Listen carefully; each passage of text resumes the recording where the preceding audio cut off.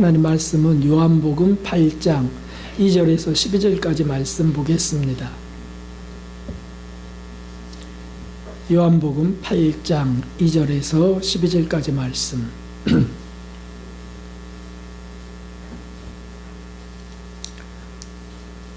예수님은 감람산으로 가시다. 거기부터 읽도록 하겠습니다. 예수님은 감람산으로 가시다. 아침에 다시 성전으로 들어오시니 백성이 다 나오는지라 앉아서 저희를 가르치시더니 함께 하겠습니다. 서기관들과 바리새인들이 간음 중에 잡힌 여자를 끌고 와서 가운데 세우고 예수님께 말하되 선생이여 이 여자가 간음하다가 현장에서 잡혔나이다. 모세는 율법에 이러한 여자를 돌로 치라 명하였거니와 선생은 어떻게 말하겠나이까? 저희가 이렇게 말하면 고소할 조건을 얻고자 하여 예수님을 시험함이로라. 예수님께서 몸을 굽히사 손가락으로 땅에 쓰시니 저희가 묻기를 마지 아니하는지라. 이에 일어나 가라사대 너희 중에 죄 없는 자가 먼저 돌로 치라 하시고 다시 몸을 굽히사 손가락으로 땅에 쓰시니 저희가 이 말씀을 듣고 양심의 가책을 받아 어른으로 시작하여 젊은이까지 하나씩 나가고 오직 예수님과 그 가운데 섰는 여자만 남았더라. 예수님께서 일어나사 여자 외에 아무도 없는 것을 보시고 이르시되 여자여 너를 고소하던 그들이 어디 있느냐? 너를 정죄한 자가 없느냐? 대답하되 주여 없나이다. 예수께서 가라사대 나도 너를 정죄하지 아니하노니 가서 다시는 죄를 범치 말라 하시니라. 예수님께서 또 일러 가라사대 나는 세상의 빛이니 나를 따르는 자는 어둠에 다니지 아니하고 생명의 빛을 얻으리라. 아멘. 할렐루야. 네, 하나님의 풍성한 은혜가 오늘 명절 끝에 또 예배로 나오신 우리 성도님들 머리 한 분 한 분들 위해 주님의 풍성한 은혜가 임하시기를 주님의 이름으로 기원합니다. 우리 여러분들에게 우리 권사님 그러시더라고. 날마다 새해라고. 새해 은혜와 복을 많이 받으십시오. 이렇게 인사하겠습니다. 여러분들에게 새해 많이 받으십시오. 감사합니다. 오늘 말씀은 생명길 사망길이라는 제목으로 우리가 은혜를 나누려 합니다. 길에 대한 말씀입니다. 오실 때 어떤 길로 오셨습니까? 군포길이 있고 또 3분에서 넘어오는 길이 있습니다. 걸어오신 도보길도 있고 차를 타고 오신 찻길도 있습니다. 다양하게 오셨습니다. 그런데 제가 다시 한번 질문해 보겠습니다. 오늘 어느 길로 오셨습니까? 생명길입니까? 아니면 사망길입니까? 몇 년 전에 그 강남의 슬롯머신에 그 수익이 공개된 적이 있었는데 그건 사실은 비밀사항이잖아요. 공개된 적이 있었는데 한 대당 세금과 경비를 제하고 하루에 한 대당 42만 원의 순수익을 올린다고 합니다. 한 대당. 그래서 보통 한 업소에 40대 정도, 40대 기계가 있는데 하루 순이익이 1,680만 원, 한 달엔 5억 400만 원, 1년엔 60억 원 정도의 돈이 순수하게 세금 다 떼고 들어온다고 하죠. 그 슬롯머신이 뭐냐면 그 도박기입니다. 노름, 빠찡꼬라고 하는 그 기계라 그래요. 제가 한번 이렇게 본 것 같아요.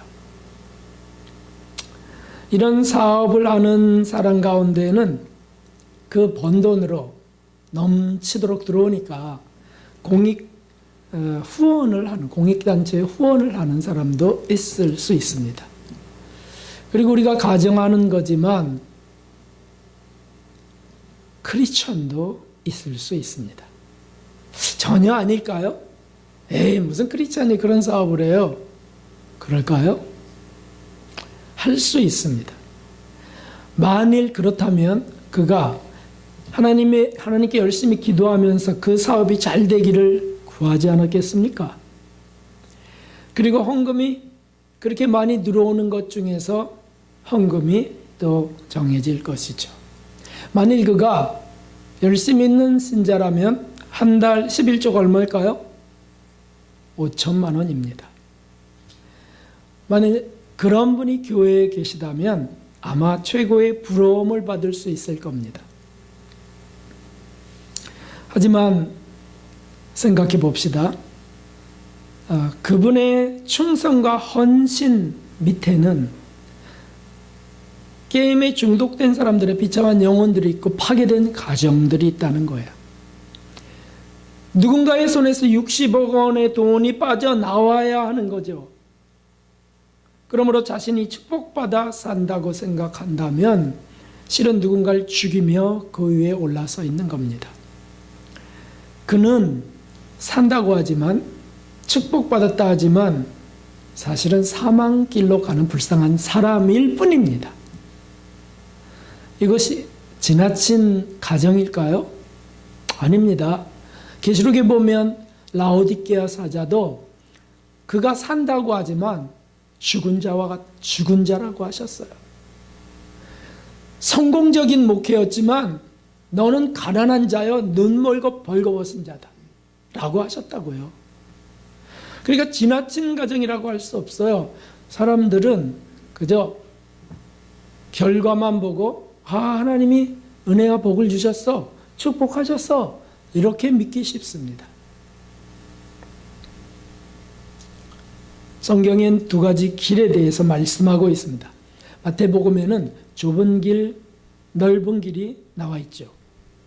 역대서에는 다윗의 길, 여로보암의 길이 계속 소개됩니다. 그들이 여로보암의 길로 갔더라. 우상숭배의 길이고 사망의 길입니다. 시편에는 의인의 길, 악인의 길들이 소개되어 있습니다. 이것은 매우 분명하고도 확실하게 우리 인생길에는 두 개의 정반대되는 길이 있다는 것을 말씀하고 있죠. 그것은 잠언에 나와 있는 대로 생명길을, 사망길을 말하고 있습니다. 오늘 그 말씀입니다. 사람들이 살려고 달려가지만 죽는 길이 있고 망하고 죽는 것 같지만 저자는 망하고 죽는 것 같아. 이제 끝난 것 같아. 그런데 생명길로 가는 사람이 있다는 거죠. 성공은 했지만 사망길에 선 사람이 있고요. 실패했지만 생명길에 선 사람이 있습니다. 자신은 의롭다고 생각하지만 죽는 길이고요. 저는 죄인이에요. 죄를 지었습니다. 절망적입니다. 하지만 그는 생명길에 있는 사람이 있다는 거죠. 여러분, 이 둘의 가장 근본적인 차이가 무엇일까요? 생명길, 사망길의 가장 근본적인 차이, 이게 뭘까요? 오늘 거기에 집중해서 두 가지 말씀을 드리려고 합니다. 오늘 말씀을 보면 이 유명한 실화죠. 성경에 기록되어 있는, 아마 지금까지 성경에 기록된 이후에 뭐 수천만 번 인용된 말씀이 아닐까 싶어요. 온 세계에서. 그런데도 이것이 퇴색되지 않는 이유가 무엇일까요? 왜 이것은 감동이 될까요? 여기 보면 아침에 예수님께서 감람산으로 가시다라고 하셨죠. 사실 감람산에서 교제하고 오신 예수님이세요. 근데 또 감람산으로 가시는 겁니다. 그리고 감람산으로 가셔서 기도하시고 그리고 아침에 다시 성전으로 들어오십니다. 예수님의 집이시죠. 내가 아버지 집에 거해야 할 줄을 알지 못하셨나이까 라고 한 것처럼 거기는 예배 장소고요. 그리고 하나님의 전이었습니다. 사실 우리도 그렇게 해서 오늘 이 연휴 속에, 이 황금 연휴 속에 오늘 여기에 나온 것이죠. 이것이 천국 지향의 삶입니다. 그리고 가르치셨습니다. 사실 주님은 피곤하셨을 겁니다. 밤새도록 기도하셨을 텐데, 근데 이것이 주님의 성실하심이죠. 자, 그런데 바로 그때 여기 서기관과 바리새인들의 아주 그 음흉한 음모들이 있었던 거죠. 이게 뭐였냐면 어떻게 예수님을 흠잡을 수 있을까 해서, 예수님을 흠잡는 것은 예수님의 어떤 삶을 잡을 수가 없는 거예요. 워낙 빛이니까, 워낙 온전하시니까. 그래서 어떻게 요거를 사슬을 맬까 하다가 율법을 갖고 하자. 율법을 갖고. 그래서 어려운 이제 미끼를 잡아옵니다. 그게 뭐냐면 간음 여인입니다. 만일 그 여인을 정죄하면, 이게 돌로 치라 그랬는데 쳐라 이렇게 하면 말씀은 거짓이 됩니다. 사랑은 거짓이 돼요. 그러니까 군중들이 지금 쳐다보고 있습니다. 예수님이 쳐라 그러면 바리새인들의 외식에 식상한 군중들이 예수님도 뭐 똑같네. 식상할 것이 분명히, 실망할 것이. 반대로 여인을 구한다면 모세율법의 정면으로 도전하는 겁니다. 분명히 돌로 치라고 했거든요. 한번 보겠습니다. 한번 읽어보죠.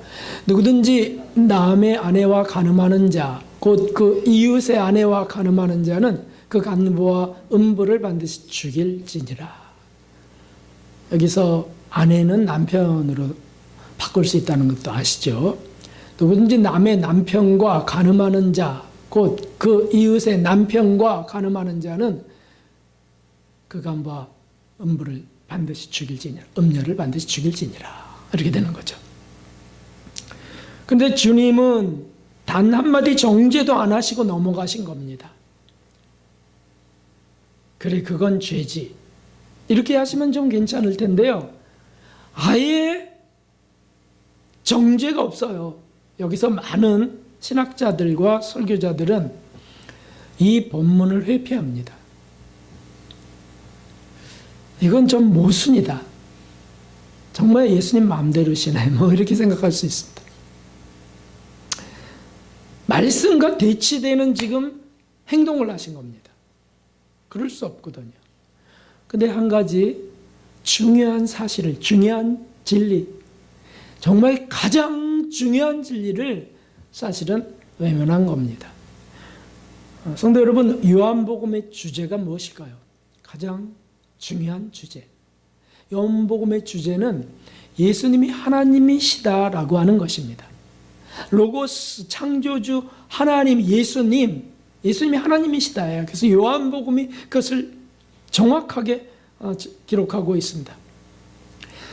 전적인 권한을 가지신 분이죠.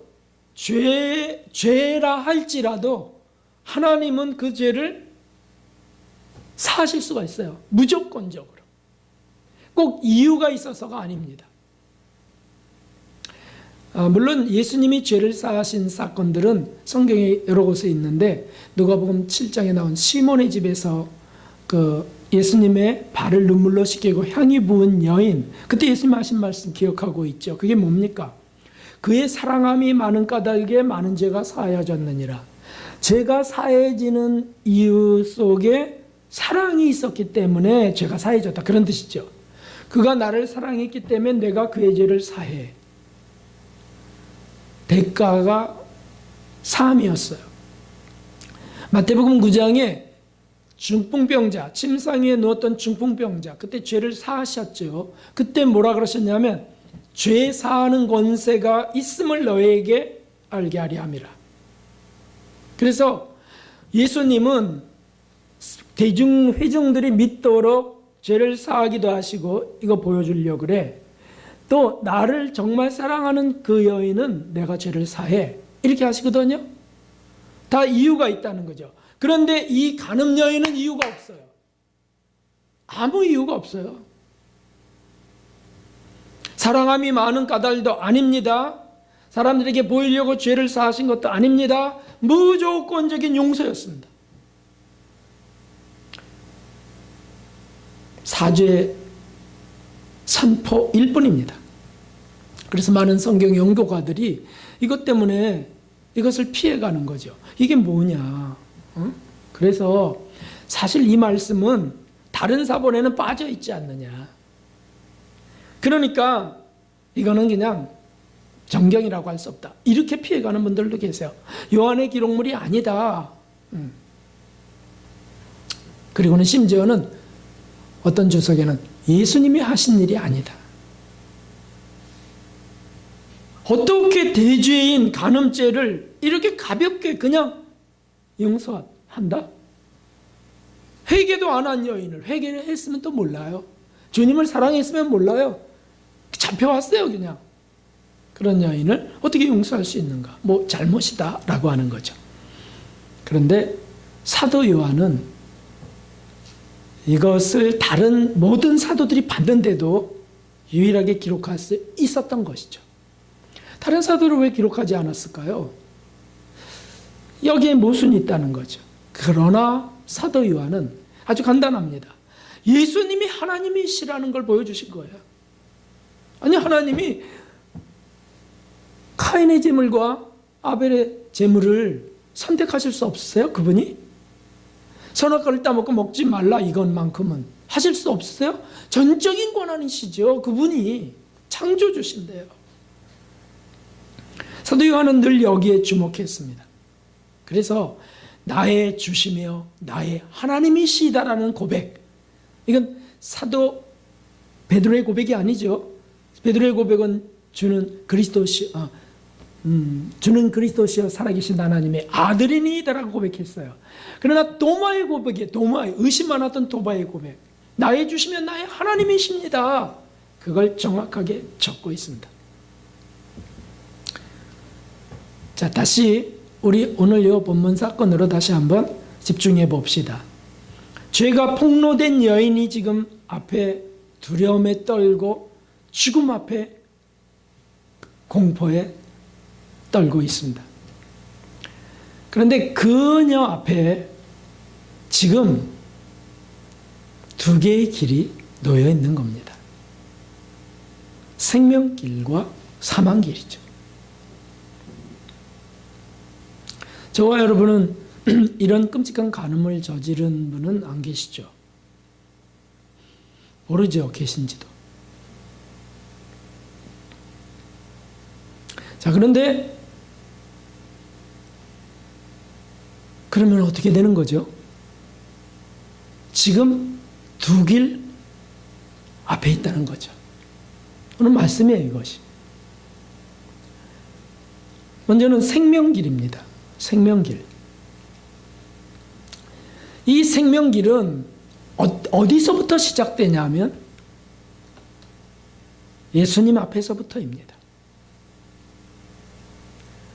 다른 어떠한 인간이 찾는 어떠한 오솔길, 어떠한 멋있게 꾸며진 길들이 아니고요. 예수님 앞에서 시작되는 길이죠. 그 예수님 앞에서 시작되는 이 가장 안전한 길, 이 생명길은 놀랍게도 9절에 보십시오. 9절에. 저희가 이 말씀을 듣고 양심의 가책을 받아 어른으로 시작한 젊은이까지 하나씩 다 나가고, 왜냐하면 죄 없는 자가 돌로 치라 그러셨으니까 오직 예수님과 그 가운데 섰는 여자만 남았더라. 다 갔어요. 여자만 지금 남아 있습니다. 예수님 앞에. 참 이것이 은혜입니다. 요한 웨슬리 목사님은 이런 말씀을 하셨습니다. 우리가 죄를 지어도 계속해서 죄를 짓는 일이 있어도 가깝게 겸손히 계속해서 빛이신 예수님 앞으로 나아가는 자는 하나님의 빛이 계속적으로 비추어서 그의 영혼 위에 지식과 성결과 기쁨을 넣어주고 마침내는 그 빛을 따라 영원한 생명으로 인도될 것이다 라고 말했어요. 죄를 지어도 계속해서 예수님 앞으로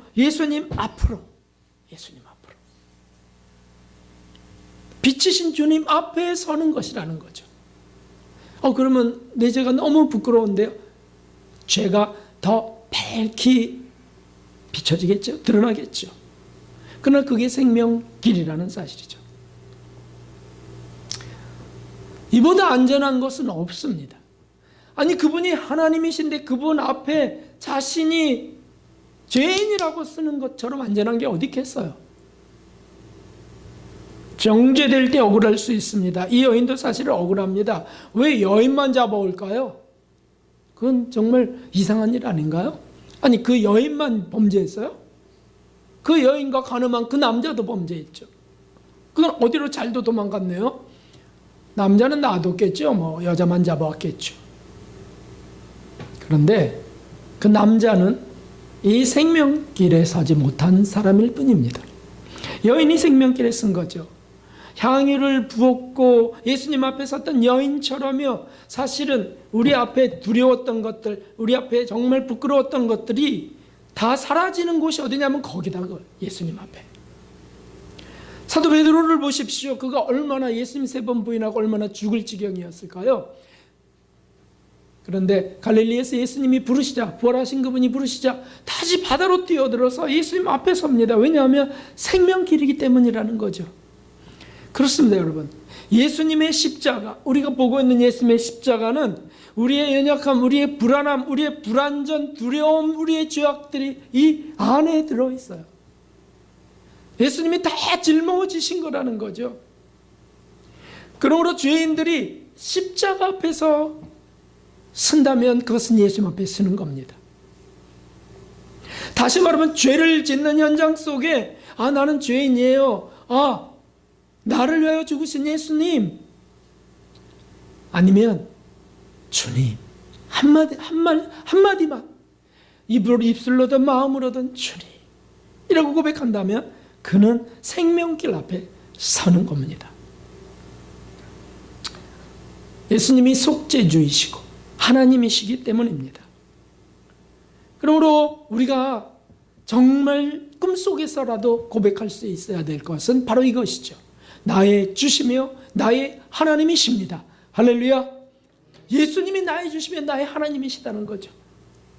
이거 식상할 것이 아니에요. 이거는 지루한 것이 아닙니다. 다 아는 것도 아닙니다. 내 생명의 시작인 거예요. 생명의 시작.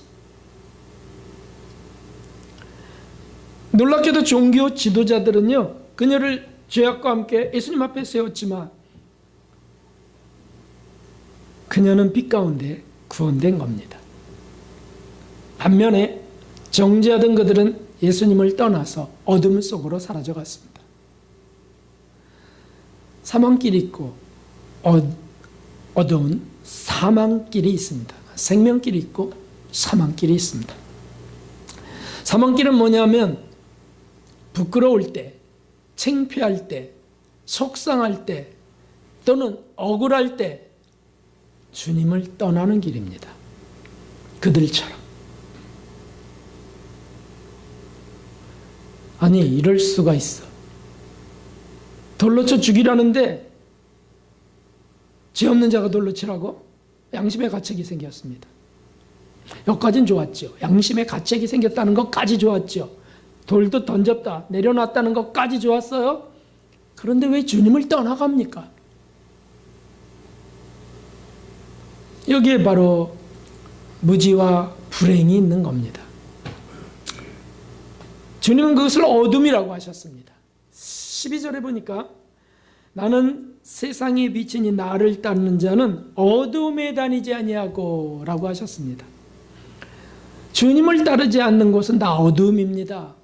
아무리 똑똑해서 돈 많이 벌어도요, 아무리 재주가 많아서 인기가 있어도요, 아무리 미모가 출중해서 사람들이 많이 따라온다 할지라도요, 주님을 떠난 길은 사망길입니다.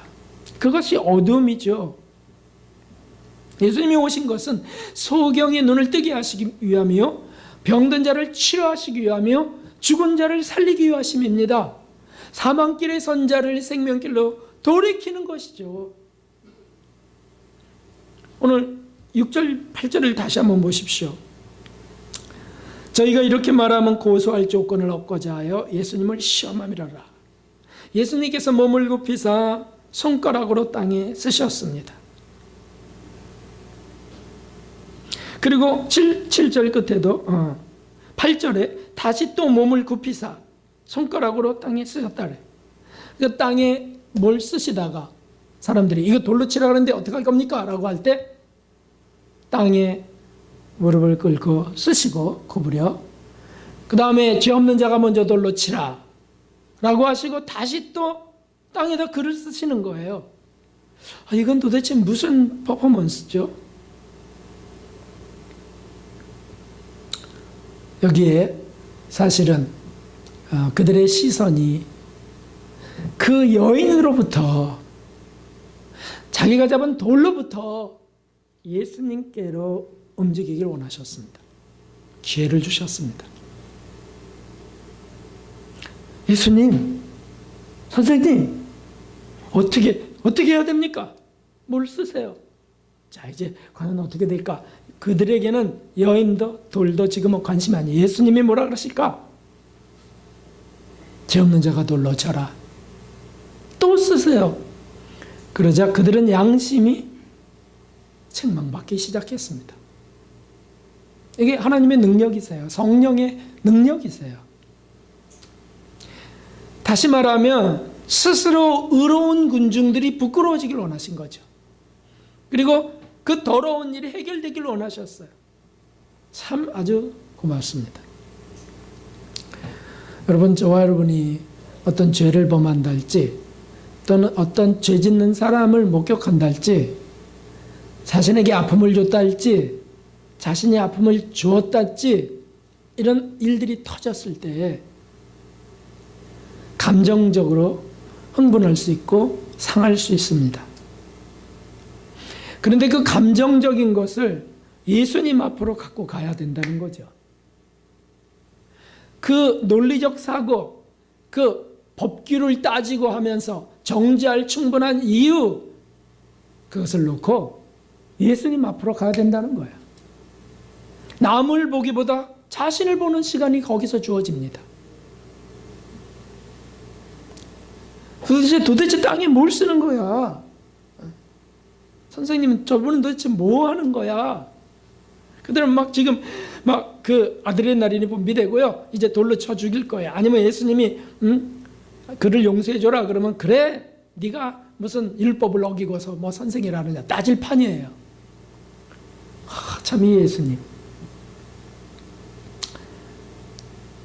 문제 해결자가 예수님이라는 사실을 우리는 또 보고 있습니다.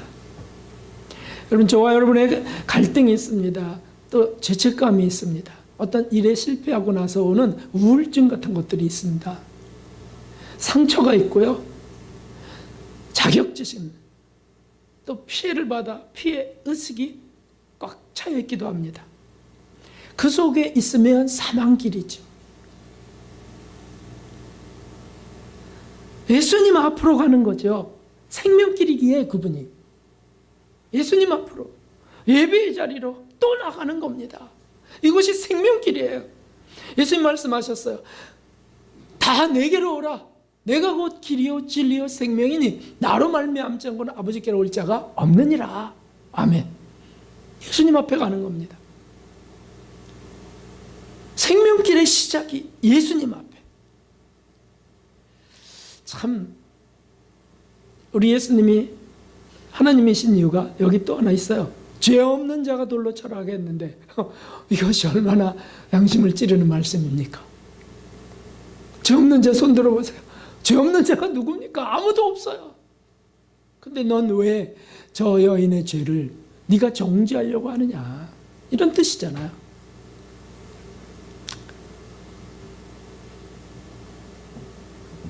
저 여인이 죄가 있을까요? 없을까요? 네? 하나님, 주님, 저건 어쨌든 저건 죄잖아요. 아니에요?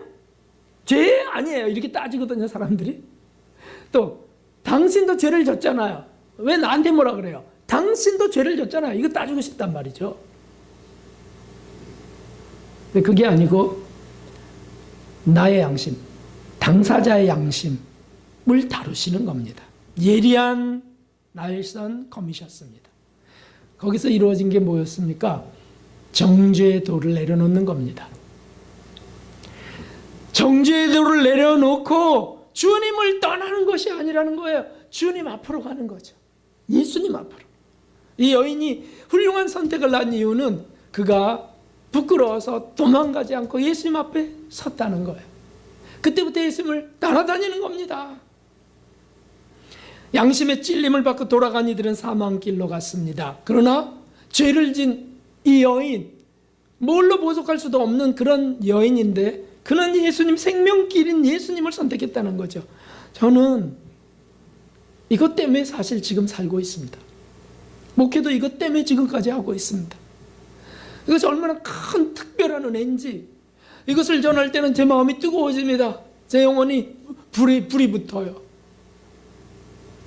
자신이 생겨요. 이것 때문에. 제 의 때문이 아니에요. 주님 앞에 왔다고 하는 이것 때문에. 어떻게 보면 모순인 것 같기도 합니다. 죄를 져야 예수님 앞에 다시 또 쓰게 되는 그 은혜를 경험하니까 죄를 자주 져야 될 것 같은 이상한 생각도 들어요. 그렇진 않죠. 자주 안 져도 자동으로 짓게 돼 있어요. 그때 생명길을 선택하라는 말씀입니다. 어떤 분은 이런 말을 하더라고요. 우리 교회는 오기 싫답니다. 왜냐하면 우리 교회는 자꾸 자신이 초라해지고 여기 오면 자꾸 죄가 드러난대, 찔린대요. 특별히 막 교만한 거, 이런 자존심 강한 거, 자아강 이런 게 좀 드러나고 찔린대요. 그래서 편안하지가 않답니다. 그러면 편안한 곳으로 가기 원한다는 뜻이겠죠? 편안한 곳이 무엇일까요? 양심이 찔리지 않는 편안한 곳이 무엇입니까? 죄인이 죄가 드러나지 않는 편안한 곳이 어디입니까? 그게 사망길이지 무엇이겠습니까? 마귀도 속에서 기뻐한다 그래요. 어떤 그 귀신 들린 합일된 그런 분을 제가 본 적이 있는데 막 진짜 이 마귀가 느껴져요. 여기 용이 들어있다 그러더라고요. 그는 뱀이 들어있다고 그러기도 하고. 근데 이게 막 꿈틀꿈틀해요, 진짜. 만져보면 이게 끔찍하게 느껴지는 거예요. 막 끔찔끔찔 막. 근데 그게 어느 때는 아주 잠잠하고 아주 편안하게 이렇게 그걸 뭐라 그러지? 그걸 뭐라지? 이렇게 편안해서 배 두드리고 있는 것처럼 전혀 자신에게 피해를 주지 않는데요. 어느 때 그러냐면 기복적인 설교를 들을 때 아주 되게 좋아한답니다. 기복적인 설교. 또는 마인드 컨트롤 같은 거 있잖아요. 인간은 할 수 있다 뭐 이런 거. 이런 거 들으면 속에서 이 마귀가요. 아주 좋아한답니다. 그래서 자기에게 행복감 같은 게 다가온다는 거예요. 그게 이제 좀 더 지나치고 좀 더 발전하면 막 욕을 하고 예수님을 저주할 때 속에서 강렬한 희열 같은 거예요. 자극적 쾌락들이 일어나는 교주처럼 되는 거죠. 실제로 그렇거든요. 그럼 어느 때 이 마귀가 막 괴로워하냐 하면 빛을 접할 때 그렇다는 거예요. 진리의 길을 빛을 접할 때 자기의 죄가 드러나고 양심이 찔릴 때 마귀가 속에서 고통한다는 겁니다. 그렇다면 결정이 난 거 아닙니까? 여러분, 우리가 어떻게 해야 됩니까? 그렇죠, 여러분. 양심의 불편을 느끼기 때문에 예수님을 떠나가는 사람들 오늘날로 존재하는데 오늘날도 거꾸로 주여 바로 제가 죄인입니다. 저를 용서하소서. 그 말하기가 싫어요. 내가 더 잘못했어. 이 말하기가 싫어요. 저를 용서해 주세요. 사람에게 말하기 싫어요. 그래서 돌아가는 사람들 있죠. 그 길은 사망길이죠. 부부가 다퉜습니다.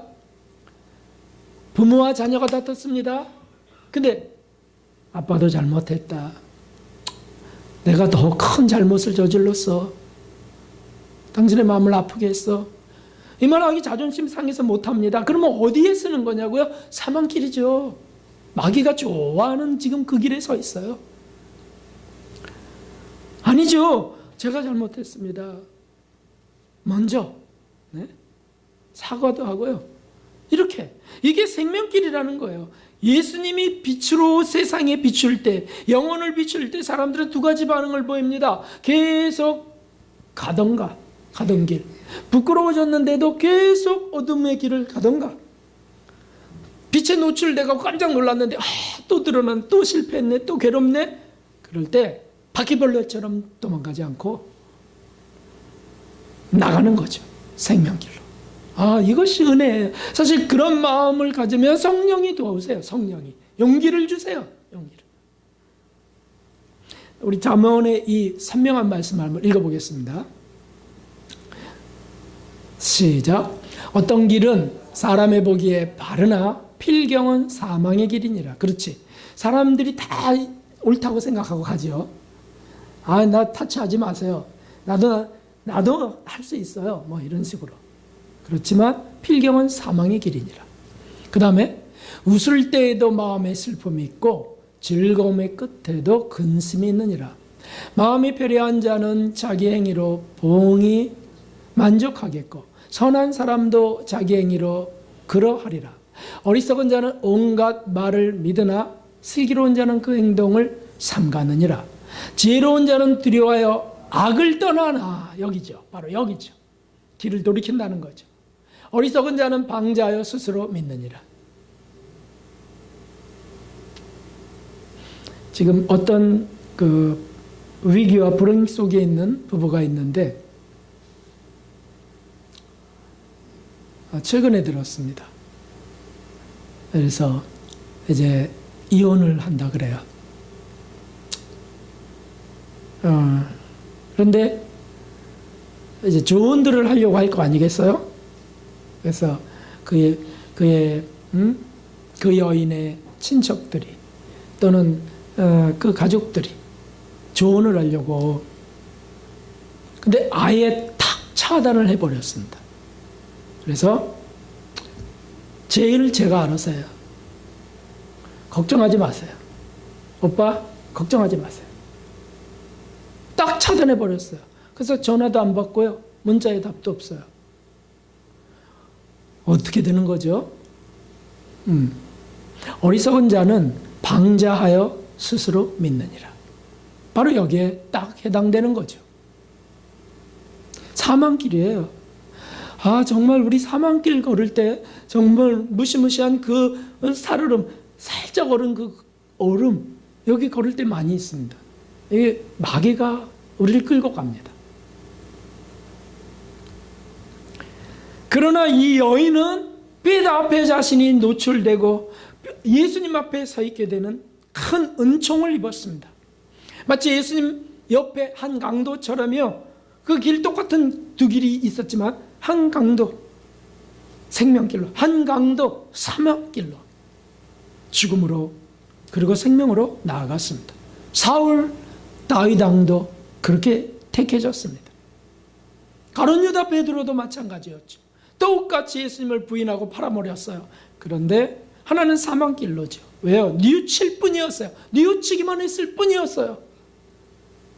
베드로는 돌이켰습니다. 예수님 앞으로 나아갔습니다. 핵심은 예수 그리스도입니다. 그분만이 우리의 죄를 용서하실 수 있는 분이고 그분은 하나님이십니다. 그분은 아무 이유도 없이 우리 죄를 사하실 수 있는 거예요. 그것을 믿어야 됩니다. 할렐루야. 할렐루야. 내 선한 행위로 인하여 용서받는 것 아니에요. 내가 말할 수 없으면 말할 수 없는 탄식을 하시는 성령님이 계세요. 주님은 용서하실 수 있습니다. 이것을 믿는 거죠. 어떠한 죄를 저질렀다 할지라도요. 주님 앞에 와서 내가 주님 앞에 그러면 다 드러나도 좋습니다. 다 폭로돼도 좋습니다. 저자는 저는 끔찍한 과거가 있는 사람이야. 괜찮습니다. 예수님 앞에 서 있다면. 여러분 11절에 주여 없나이다. 너를 정죄한 자가 있느냐 없느냐. 주여 없나이다 라고 하자 나도 너를 정죄하지 아니하노니 가서 다시는 죄를 범치 말라. 참 즉각적 사죄 선포가 이루어집니다. 그리고 우리가 한 가지, 여기서 한 가지, 이 생명길의 선자들 한 가지 우리가 정말 명심하고 결심해야 될 것이 여기 하나 있어요. 그게 뭐냐면 진정한 회개가 뭘까? 진정한 회개. 진정한 회개는요, 행동의 변화가 이루어지는 것이, 행동의 변화. 그러니까 다시 말하면 길이 바뀌는 겁니다. 죄를 뉘우치고 돌이키는 것이 아니에요. 그 정도가 죄를 뉘우치고 돌이키는 거? 그렇지. 돌이키는 거. 죄를 뉘우치기만 하는 것이 아니고요. 돌이키는 거, 길이 바뀐다는 거죠. 행동의 변화가 이루어지는 것이죠. 행동의 변화까지. 바로 이것입니다. 내 이름으로 일컫는 내 백성이 그 악한 길에서 떠나 스스로 겸비하고 기도하여 내 얼굴을 구하면 내가 하늘에서 듣고 그 죄를 사하고 그 땅을 고칠지라. 아멘. 우리가 길에 쓰기만 하면 성령이 그 뒤로 인도해 가세요. 치료하십니다. 여러분, 상처라고 하는 것은 과거의 옛사람 속에 있습니다. 상처라고 하는 것은 저주 속에 있어요. 그러나 치료는 예수님 속에 있어요. 치료된 사람 새 것이 되는 것이죠. 우리 과거 속에 사는 사람들은 그 과거 속에서 괴로워합니다. 사망길입니다. 생명길은요, 소망이 있어요. 거기에는 행복이 있어요. 용서에 대한 확신이 있고요. 이거 얼마나 놀라운 일인지요. 치료된 은혜인 것이죠.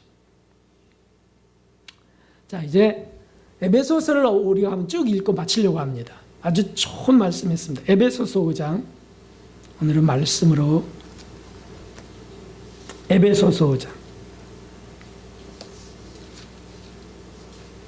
양식을 배불리 먹읍시다. 우리 예배 끝나면 떡만두로 유괴배를 불릴 것입니다만은 오늘 생명 양식을 한번 먹읍시다. 에베소서 5장 10절에서 17절까지 보겠습니다. 10절에서 17절까지 천천히 읽겠습니다. 너희는 열매 없는 어둠의 일에 참여하지 말고 도리어 책망하라. 어둠의 일, 죄 짓는 일이요, 사망길에 선 것들이죠. 그걸 참여하지 말고 스스로 책망하라는 거예요. 저희의 은밀히 행하는 것들은 말하기도 부끄러움이라. 은밀하게 혼자 있는 것 속에 말하기 부끄러운 엄청난 짓들이 저질러지는 거잖아요. 그러나 책망받는 모든 것이 빛으로 나타나나니 나타나지는 것마다 빛이니라. 책망은 스스로 성령의 은혜로 받기도 하지만, 말씀으로 받기도 하지만, 타인의 입술을 통해서 받기도 합니다. 책망은. 그렇죠? 험악한 심의라고 하는 개 같은 사람이라고 했어요. 다윗 왕을 저주했으니까. 그 압살롬의 난을 피하여 도망가는 다윗 왕을 저주했거든요. 말도 안 되는 일이죠. 일개 국민이. 그래도 다윗은 그거를 책망으로 받아요. 하나님께서 내게 말하게 하심이라. 바로 이것이에요. 그렇게 책망을 받는 모든 것이 빛으로 나타나나니. 그렇지. 책망받아도 생명길에 쓴다면 이라는 뜻이에요. 나타나지는 것마다 빛이니라. 그러므로 이르시기를 잠자는 자여. 어디서 잠잤다는 건가요? 사망길에서. 잠자는 자여. 깨어서 죽은 자들 가운데서 일어나라. 그리스도께서 내게 비추시느냐 하셨느니라. 예수님 앞에 서라는 뜻이죠. 그런즉 너희가 어떻게 행할 것을 자세히 주의하여 지혜 없는 자같이 말고 오직 지혜 있는 자같이 하여. 지혜는 하나님을 경외하는 데서 오는 것이죠. 예수님 앞에 쓸 때 지혜가 주어지는 거지 자기 속에 있는 IQ 갖고 주어지는 것이 아니죠. 세월을 아끼라. 때가 악하니라. 함께 알겠습니다. 그러므로 어리석은 자가 되지 말고 오직 주의 뜻이 무엇인가 이해하라. 아멘. 우리 오늘 주의 뜻이 무엇인지 이해하게 되었습니다. 그것은 생명길에 쓰는 것입니다. 예수님 앞에 서는 것입니다. 언제까지 머뭇머뭇하며 인생을 살 수는 없습니다. 우리는 사망의 소식들이 들려오는 이 시대에 우리도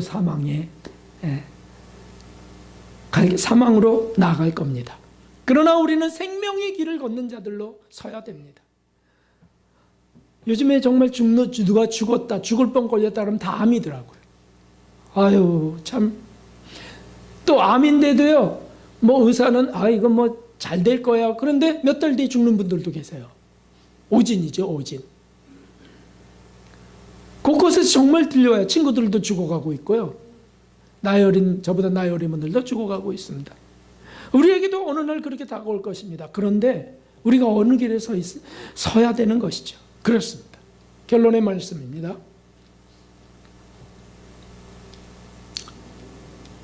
예수 그리스도 앞에 서는 것입니다. 귀에다 못을 박읍시다. 아예. 예수 그리스도 앞에 서는 겁니다. 이것이 생명길이라고 하는 사실을 우리 확신하면서 그런 자들을 기꺼이 성령께서 도우심을 믿으시면서 가시는 이 새 생명길 가는 귀한 분들, 복 있는 분들 되시길 주님의 이름으로 축원합니다. 우리 265장 찬송 드리고 기도합시다.